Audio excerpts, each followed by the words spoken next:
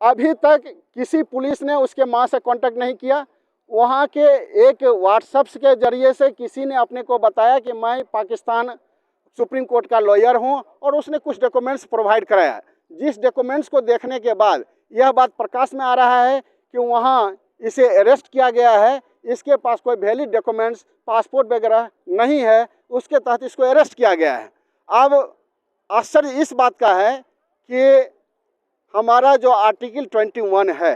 यह जो सुरक्षा के लिए, लाइफ के लिए लोगों को दिया गया है, जो संविधान का प्रावधान है, उसमें साफ लिखा हुआ है कि गवर्नमेंट, कंसर्न गवर्नमेंट या government of India bounded to provide the external and internal security. External means,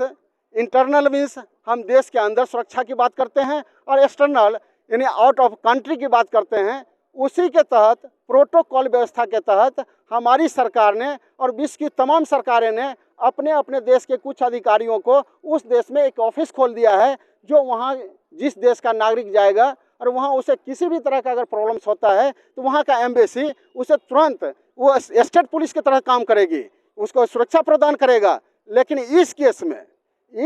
में 25 नवंबर को पाकिस्तान पुलिस उसे अरेस्ट करता है, पाकिस्तान का बॉर्डर सिक्योरिटी फोर्स अरेस्ट करता है, और वहाँ का लॉयर 22 दिसंबर को वहाँ के एम्बेसी को इन्फॉर्म करता है कि साहब आप इसके पेरेंट्स, घर वाले को इन्फॉर्मेशन दो। और आज तक, यानी 1 महीने के बाद वहाँ के लॉयर ने एक लेटर भेजता है embassy of Indian embassy Pakistan Islamabad को, और उस लेटर के रेफरेंस में किसी भी अथॉरिटी ने इसके माँ से कोई कांटेक्ट नहीं किया कि आपकी बेटी पाकिस्तान के जेल में है, हम उसे लाने की प्रक्रिया कर रहे हैं या कानूनी प्रावधान के तहत कार्रवाई कर रहे हैं।